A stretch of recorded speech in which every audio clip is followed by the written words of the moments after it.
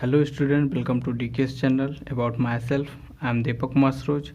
दोस्तों, आज का हमारा टॉपिक है रियल नंबर दोस्तों, जिसमें से हमारा पहला जो लेक्चर था वो इंट्रोडक्शन पे था, और सेकंड लेक्चर में दोस्तों हम यूक्लिड डिविजन्स लेमा कवर किए थे, और थर्ड लेक्चर दोस्तों इस बेसिक एग्जाम्पल को हमने कवर किया था। तो आज के लेक्चर में दोस्तों हम यूक्लिड डिविजन्स लेमा के 1.1 एक्सरसाइज में सारे जितने क्वेश्चन हैं सबको हम कवर करेंगे और अच्छे से समझेंगे।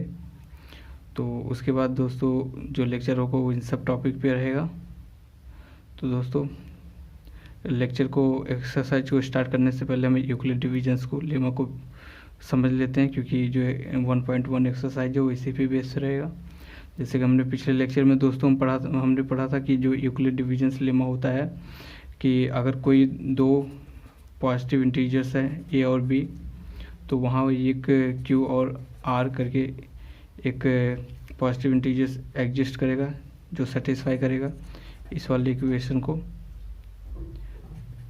जहाँ पर जो आर होता है वो आपका जीरो भी हो सकता है, जीरो से बड़ा हो सकता है, लेकिन वो आर हमेशा बी से छोटा रहेगा। ये वाला कंडीशन होता है दोस्तों, और ये यूज होता है फाइंड आउट करने के लिए एचसीएफ। तो दोस्तों ये था यूक्लिड डिविजन्स लेमा। तो अब हम स्टार्ट करते हैं दोस्तों 1.1 एक्सरसाइज को, और उसके एक एक क्वेश्चन को हम सॉल्व करते हैं। दोस्तों एक्सरसाइज 1.1 का जो पहला क्वेश्चन है उसमें हमें 3 क्वेश्चन दिया है जिसका हमें एचसीएफ निकालना है। जैसे कि पहला क्वेश्चन है आपका 135 एंड 225 का एचसीएफ निकालना है, और दूसरा जो क्वेश्चन है दोस्तों 196 एंड 38220 का एचसीएफ निकालना है, और थर्ड जो है आपका 867 एंड 225 का एचसीएफ निकालना है दोस्तों। तो पहला क्वेश्चन दोस्तों ये है, तो हम इसको स्टार्ट करते हैं यहाँ से। 135 एंड 225 का हमें क्या निकालना है, एचसीएफ फाइंड करना है। इन सब का हमें एचसीएफ फाइंड करना है दोस्तों। तो इसका एचसीएफ फाइंड करना है। तो क्वेश्चन स्टार्ट करते हैं दोस्तों। इसमें अकॉर्डिंग टू क्वेश्चन को सॉल्व करते हैं दोस्तों। पहले आपको क्या करना है, आपको चूज़ करना है कि ये क्या है और बी क्या है। तो ये आपका जो सबसे बड़ा होता है, तो सबसे बड़ा यहाँ पर दोस्तों आपका 225 है, और बी जो है आपका सबसे छोटा होता है 135। तो एचसीएफ निकालने का हमारा जो मेथड होता है वो यूक्लिड डिविजन्स लेमा हम अप्लाई करते हैं। तो हम कहते हैं कि पहले स्टार्ट करते हैं दोस्तों सेंस। पहले हम दिखाना है कि ये जो 2 आपका 5 है ये आपका 135 से बड़ा है। तो अब हम अप्लाई करते हैं we apply the divisions lemma to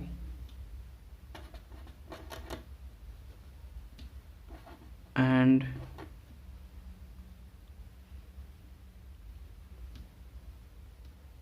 one 135। तो कुछ नहीं करना है दोस्तों, आपका जो यूक्लिड डिविजन्स लेमा का जो फार्मूला होता है वो ये होता है, आपको इसी पे अप्लाई करना है। यहाँ पर आपका ये क्या है 225 है, तो आपका 225 हुआ। बी आपका क्या है 135 है, तो यहाँ आप पहले साइड में यहाँ आके साइड में डिवाइड कर लीजिए। 135 से 225 को आपको डिवाइड करना है। आई थिंक ये 1 टाइम्स जाएगा तो 135 हो जाएगा। आप माइनस करेंगे तो आपका 0 आ जाएगा, और इधर से 1 कैरी करेंगे 12 में से 3 गया तो आपका 9 हो जाएगा। 9, तो ये 1 टाइम्स गया और रिमाइंडर क्या है आपका 9 बचा है। और 9 जो क्या है आपका नॉन जीरो है, और नॉन जीरो है मतलब वो जीरो की इक्वल नहीं है, रिमाइंडर आपका 0 नहीं हुआ। तो हम इसको तब तक अप्लाई करते रहेंगे जब तक रिमाइंडर आपका 0 ना हो जाए। जहाँ 0 हो जाए और जिस डिविजर से आपका ये डिविजर होता है, जिस डिविजर से 0 हो जाए वो आपका एचसीएफ होता है। तो हम आप कह सकते हैं सिंस सिंस जो रिमाइंडर है आपका, रिमाइंडर 90 नॉट इक्वल टू 0, 0 को इक्वल नहीं है, तो B apply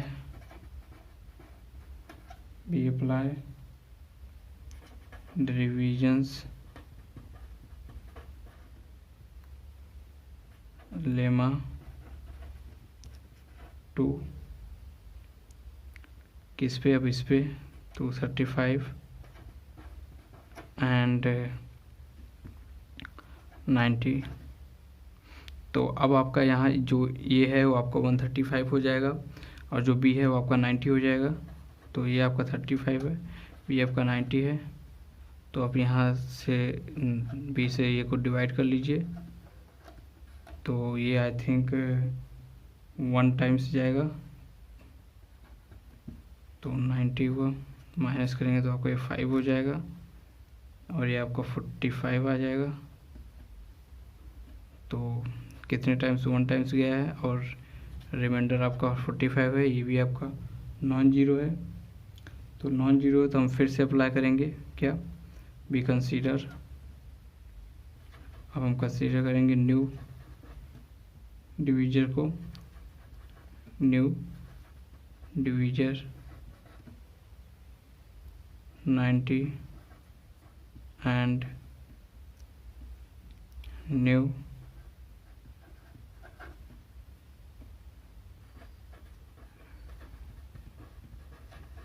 remainder 45 and apply the divisor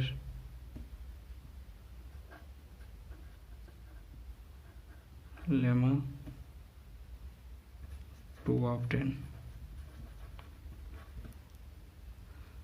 तो इसको सेकंड पेज पे करते हैं दोस्तों। यहाँ आपका जो ये है वो आपका 90 हो जाएगा और बी आपका 45 हो जाएगा। तो यहाँ आप साइड में डिवाइड कर लीजिए पहले, 45 से 90 को 2 टाइम्स जाएगा तो आपका 90 का हो जाएगा, ये 0।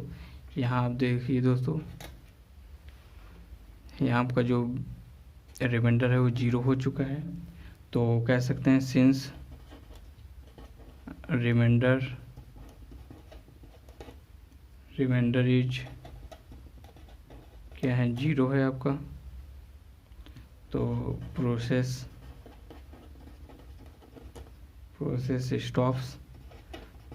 जब आपका रिमाइंडर 0 हो जाए दोस्तों तो वहाँ पर प्रोसेस क्या है, स्टॉप हो जाता है। और यहाँ पर जिस रिमाइंडर के थ्रू, जिस डिवीजर के थ्रू आपका रिमाइंडर 0 हुआ है, जैसे डिवीजर आपका 45 था, 45 के थ्रू आपका रिमाइंडर क्या है, 0 आ गया है, तो 45 आपका एचसीएफ होगा। तो हम कह सकते हैं since the divisors at this stage is 45, तो therefore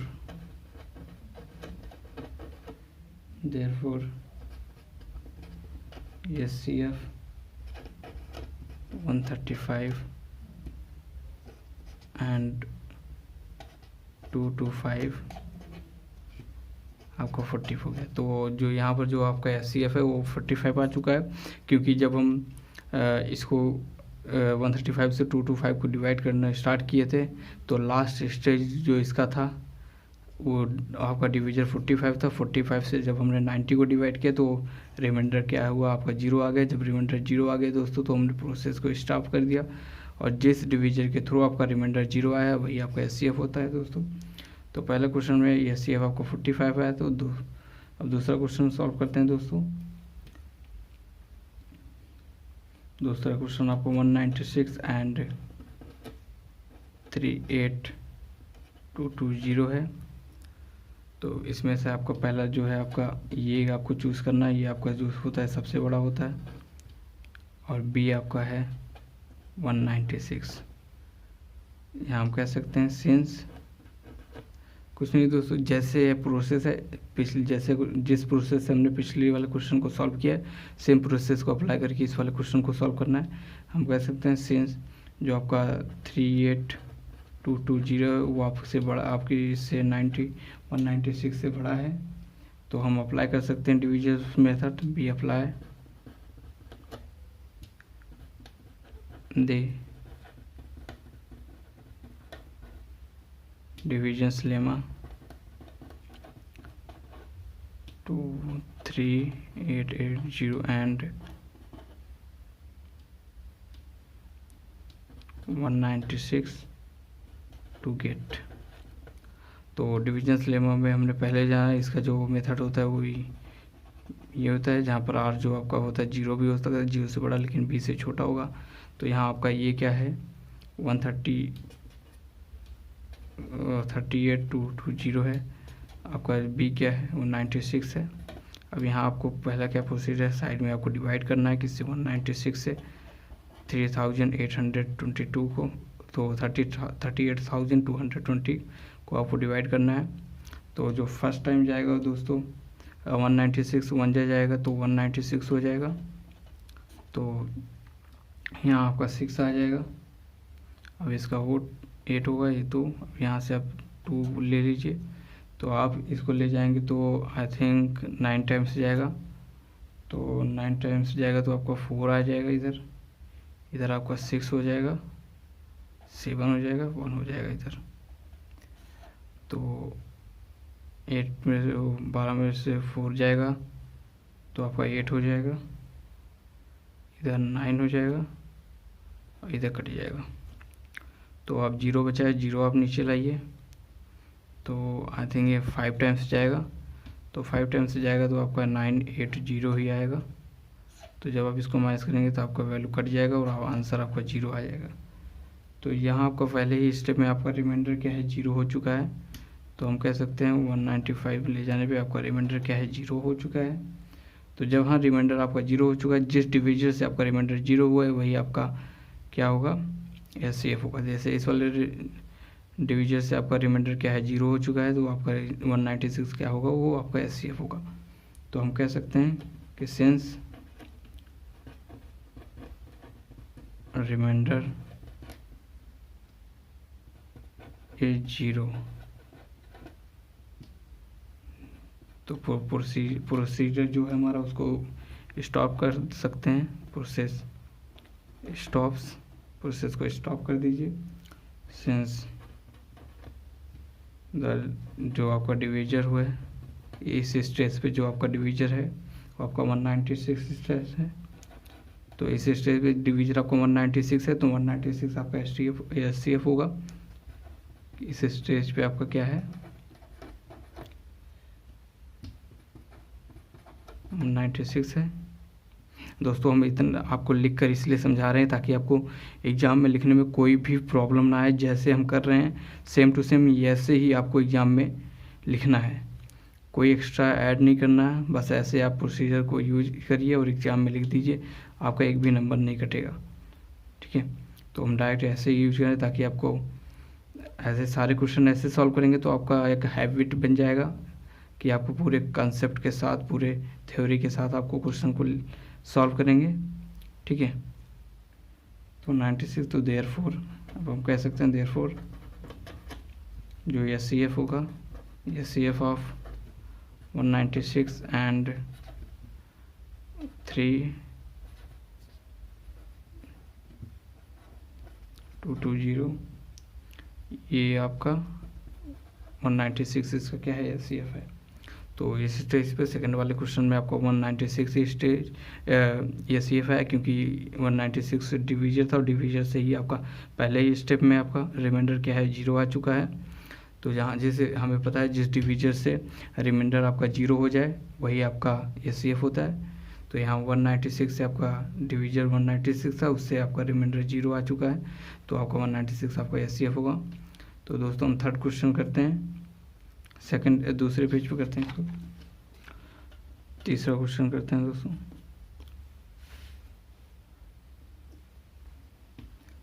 तीसरा क्वेश्चन हमारा क्या है दोस्तों 867 एंड 255। तो हमें पता है, पहले हम क्या करते हैं, चूज़ करते हैं कि ये क्या है। ये आपका सबसे बड़ा होता है, तो ये 867 आपका सबसे बड़ा है। एंड बी क्या है, जो छोटा होता है, तो 255 आपका सबसे छोटा है। तो हम कह सकते हैं सिंस 867 आपका क्या है, बड़ा है किससे, 255 से। तो हम अब अप्लाई करेंगे, भी अप्लाई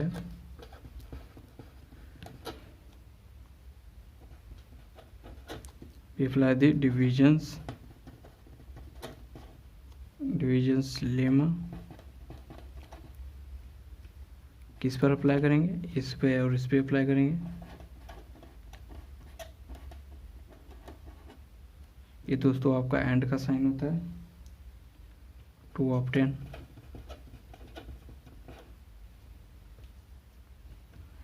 तो यहाँ जब डिविजन्स लेमा अप्लाई करेंगे तो आपको पता होता है कि जो ये और बी ही होगा। और क्योंकि यहाँ पर आपको 2 पॉजिटिव इंटीजर्स ए बी है, तो जब भी 2 पॉजिटिव इंटीजर रहेगा तो आपका क्यू आर एग्जिस्ट करेगा, तो इस वाले फॉर्म में होगा।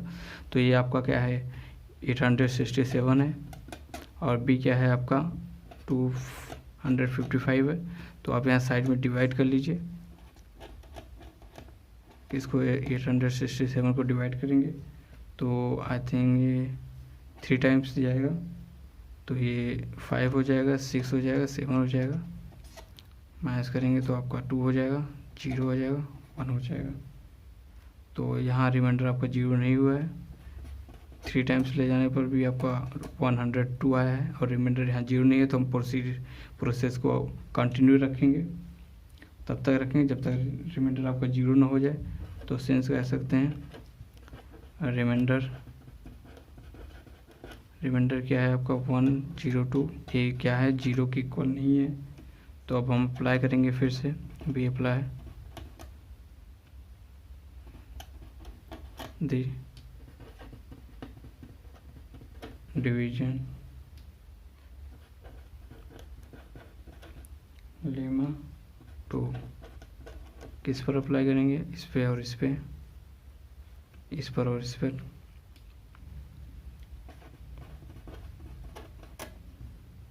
क्योंकि फर्स्ट स्टेप के बाद आपका जो ए और बी होता है वो बदल जाएगा सेकंड स्टेप के लिए, क्योंकि यहाँ आपका जो है ये ए हो जाएगा, ये बी हो जाएगा।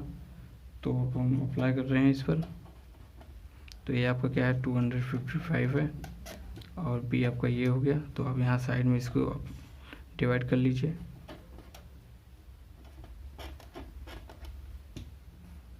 ये कितनी टाइम्स जाएगा, 2 टाइम्स जाएगा। तो आपका ये 4 हो गया, ये 0, ये 2 हो जाएगा, ये 1 हो जाएगा, और ये 51 आ जाएगा। कितने टाइम्स, 2 टाइम्स ले जाने पर आपका रिमाइंडर 50 हो गया। 51 और 51 नॉन जीरो है, तो हम प्रोसेस को कंटिन्यू रखेंगे।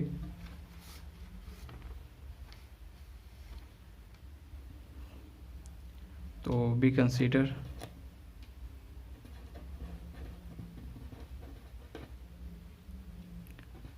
हम न्यू डिविजर्स को कंसीडर करेंगे दोस्तों, क्योंकि पहले वाले डिविजर से आपका वो जब 102 से आपने डिवाइड किया 255 को, तो नॉन जीरो 51 दिया। तो प्रोसेस अभी भी यहाँ 0 नहीं हुआ है, तो हम कंटिन्यू रखेंगे प्रोसेस को। न्यू डिविजर्स आपका 122 और न्यू रिमाइंडर आपका जो है 51 है, and apply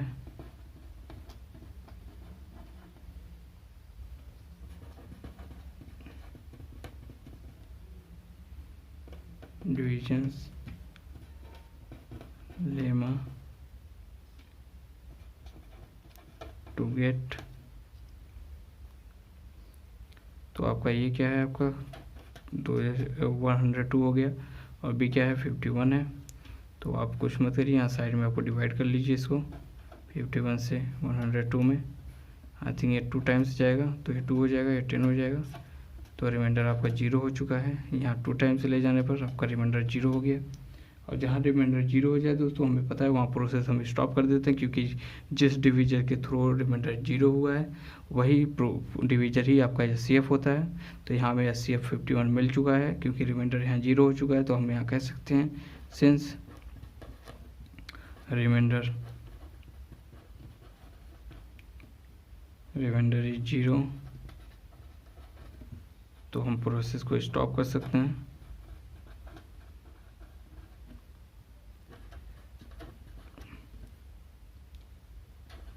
stops since the divisors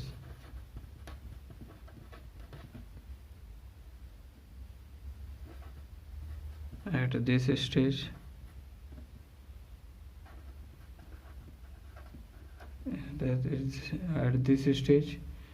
इस स्टेज पे आपका जो डिवीजर था वो 51 होता है। हाँ दोस्तों, इसको डिवीजर बोलते हैं और इसको क्वोशंट बोलते हैं, इसको रिमाइंडर बोलते हैं। जो आपका है इसे डिविडेंड बोलते हैं। तो आपका डिवीजर क्या है 51 है। इस स्टेज पे आपका डिवीजर क्या है 51 है। 51 ही आपका SCF है, क्योंकि डिवीजर के थ्रू ही आपका जो रिमाइंडर था वो 0 हो चुका है। तो हम कह सकते हैं SCF ऑफ 867 एंड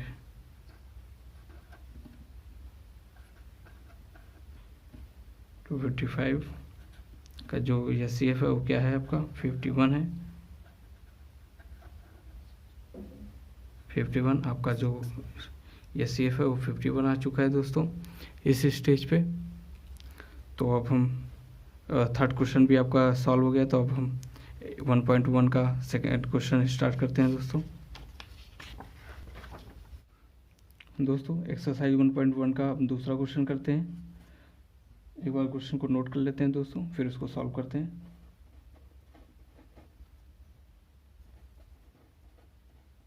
दोस्तों ये सेकंड क्वेश्चन है, जो कह रहा है कि so that any positive odd integers is of the form 6 + 1 और 6 + 3 और 6 + 5 वेयर की सम इंटीजर्स। आपको प्रूव करना है कि कोई भी पॉजिटिव ऑड इंटीजर्स वो जो होगा वो इस वाले फॉर्म में होगा। तो दोस्तों हमें कुछ नहीं करना, हमें बस यूक्लिड्स डिवीजन्स मेथड जो है यहाँ पर अप्लाई करना है। तो दोस्तों हम अप्लाई करते हैं। उसमें दोस्तों हमें दो चीज़ें सपोज करनी होगी। पहले हम सपोज करते हैं कि यूक्लिड डिवीजन्स लेमा जो है हम तभी अप्लाई करेंगे जब हम पर दो पॉजिटिव इंटीजर्स होगा। तो पहले हम सपोज कर लेते हैं दो positive integers. Let A be the positive integers first वाला, और सेकंड जो होगा B = आप यहाँ पर B की कोई वैल्यू सपोज करेंगे। तो आप कौन सी वैल्यू लेंगे, जैसे आप यहाँ दीजिए Q के बगैर हमेशा आपका B होता है, क्योंकि आप इस वाला अगर आपको थ्योरम याद हो तो आपको इस वाले फॉर्म में आपका Q के बगैर हमेशा B होता है। तो B आप वो सपोज करिए जो इसमें आपको दिया हुआ है। तो 6 है तो आप 6 ले लेंगे। तो B आपका 6 हो गया दोस्तों। B आपका 6 हो गया। तो B the 6 B the second positive integers.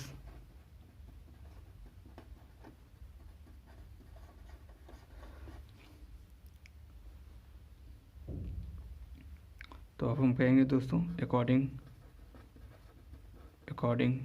To Euclid's divisions lemma, ये क्या कहता है दोस्तों, if A and B are two positive integers. अगर दो पॉजिटिव इंटीजर्स है दोस्तों तो वहाँ क्या एग्जिस्ट करता था, ये वाला फॉर्म एग्जिस्ट करता था। और जहाँ पर आपका जो R हुआ करता था वो 0 भी हो सकता था, 0 से बड़ा भी, लेकिन वो B से हमेशा छोटा होगा। अगर हमने A जो है वो अगर हमने A लिया है और B की वैल्यू हमने 6 लिया है, तो नेक्स्ट स्टेप में आपका क्या होगा, तो ये A हो जाएगा और B की जगह पे हमारा 6Q + R हो जाएगा। तो जब आपका B आपका 6 हो चुका है तो R कहाँ लाई करेगा, 0 से बड़ा होगा आर, लेकिन अभी क्या है आपका 6 और 6 से आपको आर जो छोटा होगा, तो अगर आर जो है 0 भी हो सकता है 0 से बड़ा और 6 से छोटा, तो आर की वैल्यू क्या होगी दोस्तों, 0 हो सकता है, 1 भी हो सकता है, 2 भी, 3 भी हो सकता है, 4 भी, 5 भी, लेकिन 6 नहीं होगा क्योंकि 6 से हमें छोटा चाहिए। तो आर की वैल्यू इतनी है दोस्तों। तो अब हम कहेंगे दोस्तों, जब आर की वैल्यू आपकी 0 होगी, तो उस वाले केस में क्या होगा, जब आर की वैल्यू आपकी 0 होगी तो आर, जब रिमाइंडर आपका 0 हो गया तो ए क्या होगा दोस्तों, 6 क्यों होगा, ठीक है। और जब इफ़ आर आपका 1 हो तो आपका रिमाइंडर क्या होगा, 6 क्यू प्लस 1 हो जाएगा। इफ़ आर आपका 2 हो तो ए आपका क्या हो जाएगा, यहाँ अगर 2 हो तो 6 क्यू प्लस 2 हो जाएगा।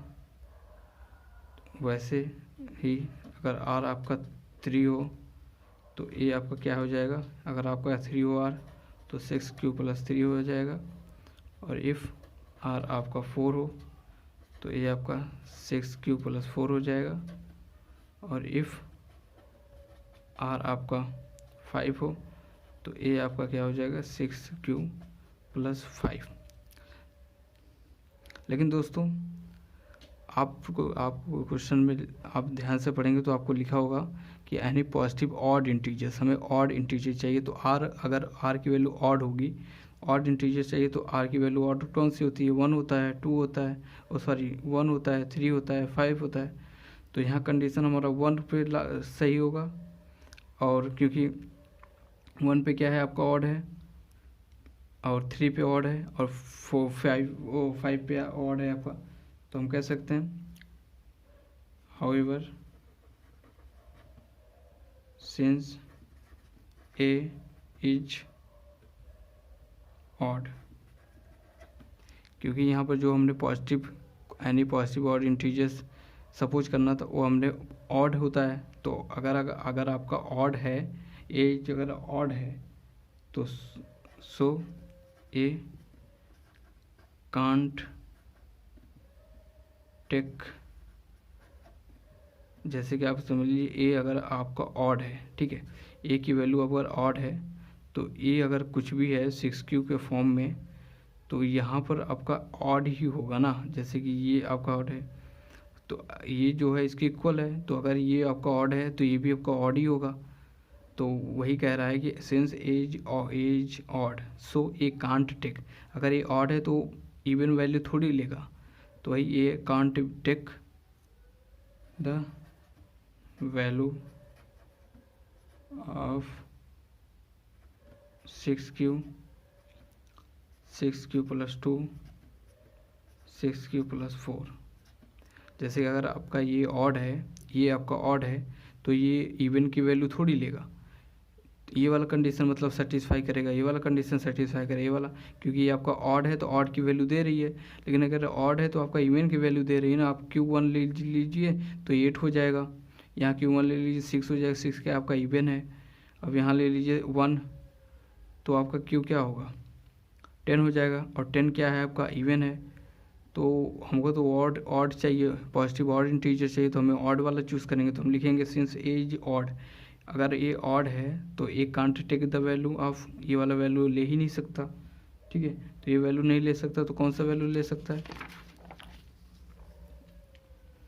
Therefore a equal to 6 q plus 1, a equal to 6 q plus 3 and a equal to 6 q plus 5। ये इन सब वैल्यू को ले सकता है, क्योंकि ये ऑड है। और ये आप 1 रखेंगे तो ये आपका 7 हो जाएगा, 1 रखेंगे तो 9 हो जाएगा, 1 रखेंगे तो 11 हो जाएगा। और जो भी आप 1 के अलावा कुछ भी रखिए आपका हमेशा ऑड वैल्यू आएगा। तो ये ऑड था और ऑड वैल्यू दे रहा है, तो मतलब ये आपका सही कहता है, ये आपका मतलब कंडीशन को सेटिस्फाई कर रहा है। और क्वेश्चन में आपको बोला गया था कि so that any positive odd integers is of the form of this, और हमने प्रूफ भी किया कि जितने भी पॉजिटिव ऑड इंटीजर्स होते हैं उस 6 क्यू प्लस 1 और 6 क्यू प्लस 3 और 6 क्यू प्लस 5 के फॉर्म में होगा। और जहाँ पे आपका सब क्यू जो है कुछ इंटीजर्स होगा, इंटीजर्स आपका वही होते हैं 0, 1, से नेगेटिव भी इधर भी और इधर भी, ठीक है। तो दोस्तों पहले सेकंड वाले क्वेश्चन में हमें ये प्रूव करना था, तो हम थर्ड क्वेश्चन अब सॉल्व करते हैं। और थर्ड क्वेश्चन दोस्तों आपको क्या कहता है, थर्ड क्वेश्चन कहता है दोस्तों, पहले हम थर्ड क्वेश्चन को दोस्तों नोट डाउन कर लेते हैं, फिर उसको अच्छे से समझते हैं और सॉल्व करते हैं।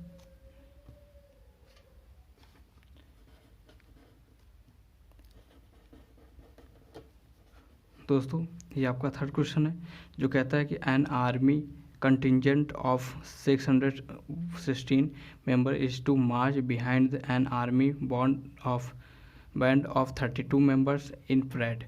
The two groups are to march in the number of columns. What is the maximum?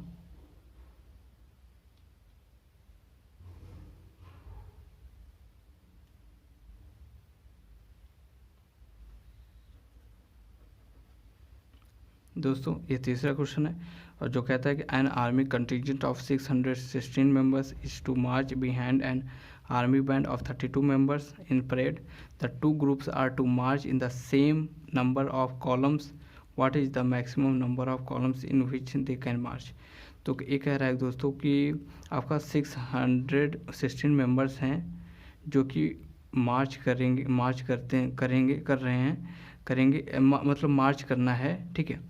कितने 32 मेंबर्स इन परेड में, कि मतलब आपका जो 32 मेंबर्स है इनके मतलब जो आपके मेजर्स हैं इनके पीछे इनको मार्च करना है. और मार्च कैसे करना है कि सेम नंबर हो कॉलम आपका सेम नंबर हो, ठीक है. और सेम नंबर हो, ऐसा नहीं कि मतलब यहाँ कुछ और है यहाँ कुछ है. जैसे कि मान लीजिए आपको 32 को हम 5 मान लेते हैं, जैसे 5 लोग हैं, ठीक है.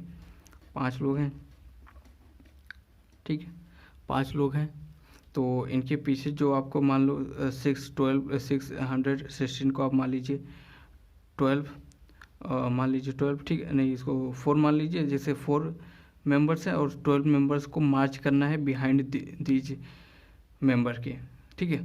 तो आप कैसे अरेंज करेंगे कि पीछे लगाएंगे, ठीक है. ऐसे मार्च करेंगे तो 12 हैं तो आप 3-3 कर दीजिए, 3-3 लोगों को लगा दीजिए इनके पीछे. ऐसा नहीं करना कि आप यहाँ 4 लगाइए फिर यहाँ 3 लोगों को खड़ा करिए फिर 2 लोगों को, ऐसे नहीं. अगर आप 3 लगा रहे हैं तो 3 इधर भी लगाइए, 3 इधर भी, 3 इधर भी, 3 इधर भी.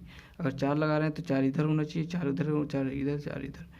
तो ये था इस क्वेश्चन का कंसेप्ट कि मतलब आपको वो मैक्सिमम नंबर फाइंड आउट करना है कि कितने नंबर आप इनके पीछे लगा सकते हैं, कितने कॉलम आप यूज कर सकते हैं मार्च करने के लिए बिहाइंड दीज पर्सन, जो ये मेजर हैं इनको पीछे. तो आपको कुछ नहीं करना है दोस्तों. जब भी ऐसे क्वेश्चन आए तो आपको बस क्वेश्चन के लास्ट से स्टार्ट करिए. पूछ रहा है what is the maximum number of column in which they can march. तो आपको कुछ नहीं करना. जब भी ऐसे क्वेश्चन आए तो आपको जो नंबर दिया हो उस नंबर का SCF निकाल दीजिए और जो SCF आएगा वही आपका मैक्सिमम नंबर होगा. तो सॉल्यूशन में दोस्तों हम स्टार्ट करते हैं. सॉल्यूशन में आपको कुछ नहीं करना, बस डायरेक्ट लिखना है मैक्सिमम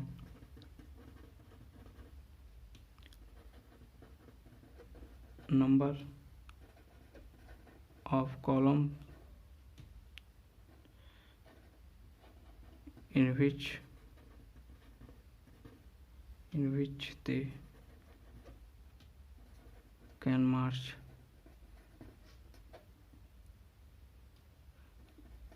तो आपका SCF होगा उसी का. तो maximum number of columns in which they can march, वो सारे मतलब कॉलम, मैक्सिमम कॉलम जिसमें वो मार्च कर सकते हैं वो किसका SCF होगा, इन दोनों का SCF होगा. तो हम डायरेक्ट अब SCF निकालेंगे किसको यूज करके, बाय यूजिंग यूक्लिड्स एल्गोरिथम. जैसे एल्गोरिथम डिविजन्स लेमा कहते हैं उसी को यूज करना है. और वो क्या होता है दोस्तों, ये होता है. और जहाँ पर R आपका 0 भी हो सकता है, B से छोटा होगा, ठीक है. तो आप पहले फर्स्टली क्या करिए, चूज़ करिए कि ये क्या है. ये आपका सबसे बड़ा जो होता है वो ये होता है. और B क्या है आपका, B क्या आपका 32 है.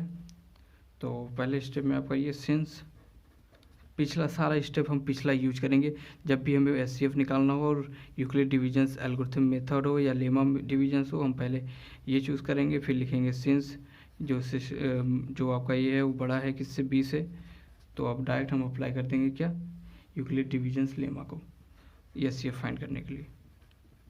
हम सारे क्वेश्चन में दोस्तों ऐसे ही करने वाले हैं।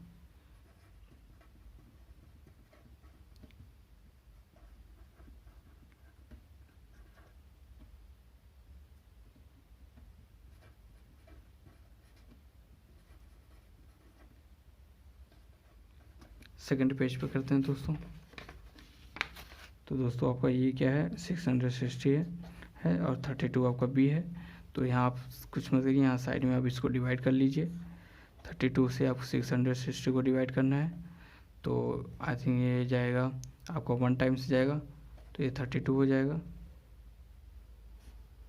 और ये आपका 9 हो जाएगा, ये आपका 2 आ जाएगा। यहाँ से आप 6 ले लीजिए, तो ये आपका 9 टाइम्स जाएगा, तो आपका हो जाएगा 8 8 2 माइनस करेंगे तो आपका कट के 8 आ जाएगा। और 8 क्या है आपका दोस्तों, नॉन जीरो है, रिमाइंडर आपका 8 है, जीरो नहीं हुआ, तो हम इस स्टेप को, प्रोसीजर को कंटिन्यू रखेंगे। रिमाइंडर आपका 8 आया तो 8 आपका जीरो नहीं है, तो हम कह सकते हैं सिंस रिमाइंडर आपका 8 है और 8 क्या है, नॉन जीरो है, तो बी अप्लाई।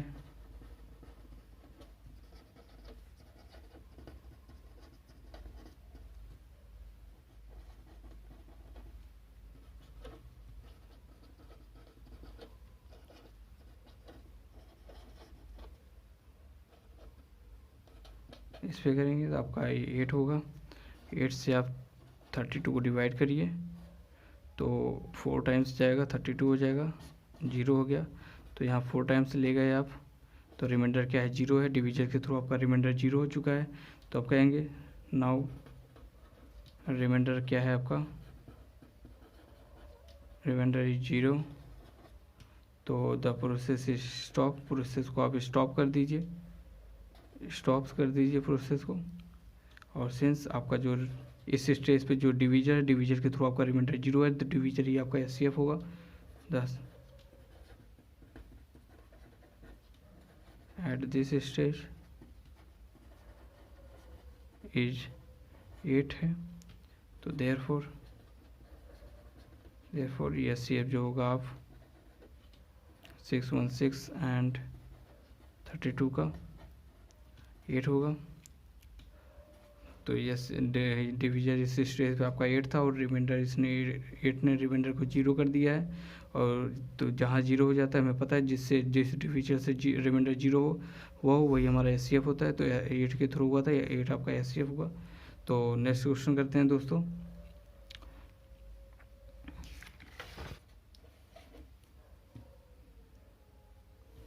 नेक्स्ट क्वेश्चन दोस्तों हम नोट कर लेते हैं, फिर उसको सॉल्व करते हैं।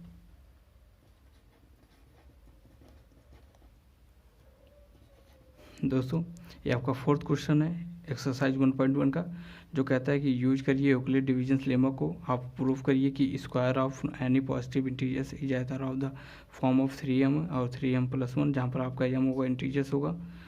तो आपको प्रूव करना है कि जो किसी भी पॉजिटिव इंटीजर्स का स्क्वायर जो होगा वो इस वाले फॉर्म में होगा, इस वाले या इस वाले फॉर्म में होगा, और जहाँ आपका m जो होगा वो इंटीजर्स होगा। तो हमें कुछ नहीं करना है, सॉल्यूशन की तरफ बढ़ना है और यूक्लिड डिवीजन्स लेमा को यूज करना है। अकॉर्डिंग टू हमें पता है यूक्लिड डिवीजन्स लेमा हमारा क्या है,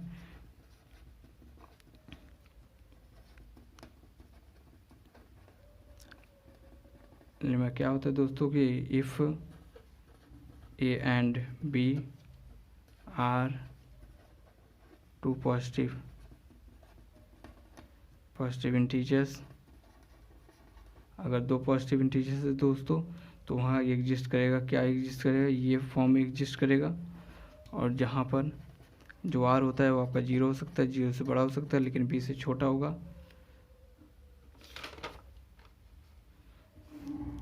तो अब हमें मिल चुका है, तो हम दो पॉजिटिव इंटीजर्स है तो हम लेट कर सकते हैं, वो दो पॉजिटिव इंटीजर्स लेट करते हैं दोस्तों। Let positive integers, let two positive integers a and b. हमें बी क्या लेना है, जो हमें क्वेश्चन में दिया है, जो यम के बगल में जो आपका है इस वाले फॉर्म में जो 3 है, यही आप ले लीजिए बी। तो जब आप ए और बी ले चुके हैं तो आपका ये जो इक्वेशन क्या हो जाएगा, इस वाले फॉर्म में आ जाएगा। जब आपका बी मिल चुका है तो आपका जो आर होता है वो बी से छोटा होता है। तो अगर 0 से बड़ा है और इक्वल भी हो सकता है, लेकिन 3 से छोटा हो सकता है, तो आर की वैल्यू क्या होगी, 0 भी हो सकती है, 1 भी हो सकती है, 2 भी हो सकती है, लेकिन 3 नहीं होगी, क्योंकि 3 से हमें छोटा चाहिए।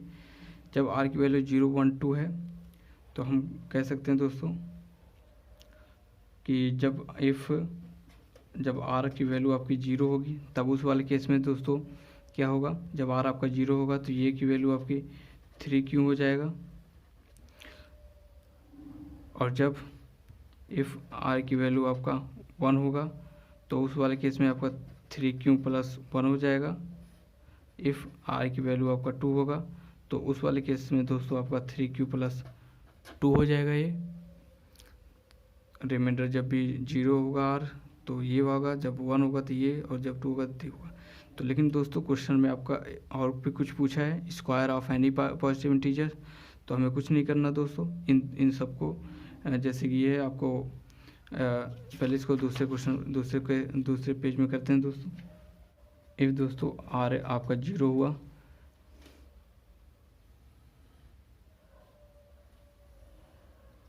और इफ़ आर आपका 1 हुआ और इफ़ आर आपका 2 हुआ, तो जब आर आपका 0 था तो ये की वैल्यू क्या हुई, 3 क्यू था।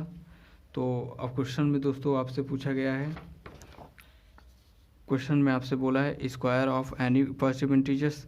तो हमें स्क्वायर के फॉर्म में लेना है, तो स्क्वायर आप यूज करिए, आप कुछ मत करिए, आप बस लिखिए कि स्क्वायरिंग ऑन बोथ साइड दोनों साइड आपको स्क्वायर करना है। तो स्क्वायर करिए, इधर स्क्वायर कर दीजिए और इधर स्क्वायर करिए, तो ये आपका हो गया 9 स्क्वायर। तो कुछ नहीं करना है दोस्तों, बस आप क्वेश्चन में देखिए, यहाँ 3m के फॉर्म में, तो आपको हमेशा 3 कॉमन में लेना है। जब भी ऐसा फॉर्म आए तो आप कॉमन में ले लीजिए। तो अभी हाँ, आप इसको कॉमन ले लीजिए, तो 3 होगा स्क्वायर। अब इतने पर आप इसको छोड़ दीजिए सेट वाले। जब सेकंड क्वेश्चन में चलते हैं, जब आर की वैल्यू आपका 1 हुआ तो उस वाले केस में 3 प्लस 1 हो जाएगा। तो इधर भी आपको स्क्वायरिंग करना है, squaring on both side square करेंगे तो ये स्क्वायर हो जाएगा और 3 प्लस 1 का स्क्वायर हो जाएगा। और हमें पता है दोस्तों 3 प्लस 1 का स्क्वायर का मतलब क्या होता है, a प्लस बी का होल स्क्वायर, और जो कि होता है a square plus b square plus 2 ab होता है। तो हम ये अप्लाई करेंगे, a आपका 3 है और b आपका क्या है 1 है, तो हम अप्लाई करते हैं और 9 स्क्वायर हो जाएगा। जब यहाँ रखेंगे इधर 1 स्क्वायर हो जाएगा और इधर 2, और ये क्या है 3 है और b क्या है 1 हो जाएगा, तो 9 हो जाएगा। इधर 6 इधर प्लस 1 हो जाएगा।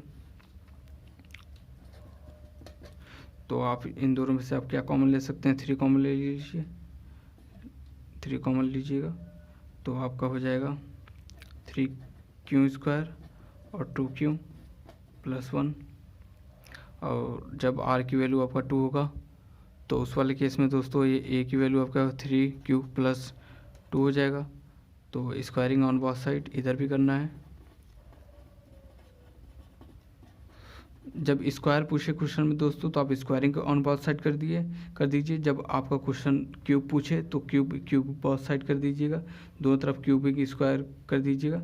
क्यूब का मतलब क्यूबिंग ऑन बोथ साइड, तो इधर ये क्यूब इधर भी ये 3 का क्यूब हो जाएगा। आपका नेक्स्ट वाला जो क्वेश्चन होगा 1.1 में, उसमें आपका क्यूब पूछा गया है, तो उस वाले केस में आप क्यूब कर दीजिएगा। तो स्क्वायरिंग ऑन बोथ साइड में दोस्तों ये स्क्वायर हो जाएगा। तो ये भी a प्लस बी का फॉर्म ले रखा है, तो ये अप्लाई कर दीजिए डायरेक्ट। ये 2 का स्क्वायर 4 हो जाएगा।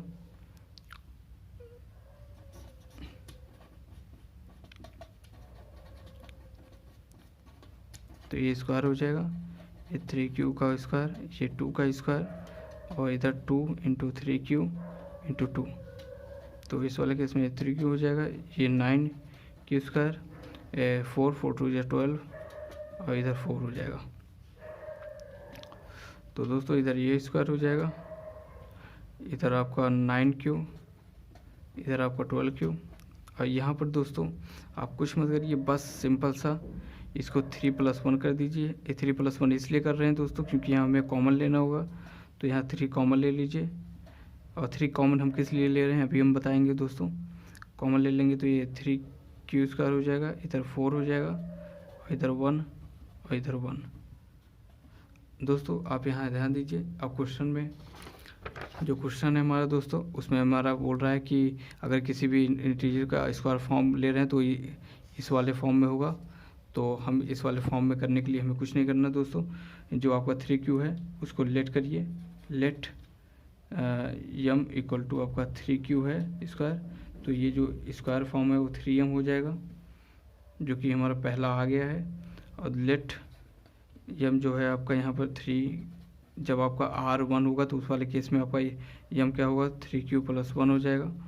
तो स्क्वायर क्या होगा आपका 3m, जब ये यहाँ पुट करेंगे तो m हो जाएगा, इधर +1 हो जाएगा। तो उस वाले केस में दोस्तों, इस वाले केस में जब r की वैल्यू 2 होगा तो उस वाले केस में 3 हो जाएगा। अगर लेट करेंगे, लेट m आपका हो गया 3q + 4q + 1, तो ये 3m+1 हो जाएगा। तो दोस्तों क्वेश्चन में अगर आप देख सकते हैं तो क्वेश्चन में हमारा यही पूछा था कि यूज यूक्लिड डिविजन्स लेमा को यूज करिए। क्या करने के लिए, स्क्वायर किसी भी पॉजिटिव इंटीजर्स का स्क्वायर करेंगे तो आपका इस वाले फॉर्म में होगा। तो हमने पॉजिटिव इंटीजर्स को स्क्वायर किया, यहाँ हमने पॉजिटिव इंटीजर्स को स्क्वायर किया और उसका जो फॉर्म आया इस वाले फॉर्म में आ गया है। तो यहाँ आप इससे कन्फ्यूज मत होइएगा। यहाँ इस वाले जब r की वैल्यू 0 रहेगी तो उस वाले केस में ये है, जब r की वैल्यू 1 रहेगी तो उस वाले केस में हमने ये इसको माना है, जब r की वैल्यू 2 रहेगा तो उस वाले केस में हमने इसको माना है। तो दोस्तों ये 1.1 का फोर्थ क्वेश्चन था।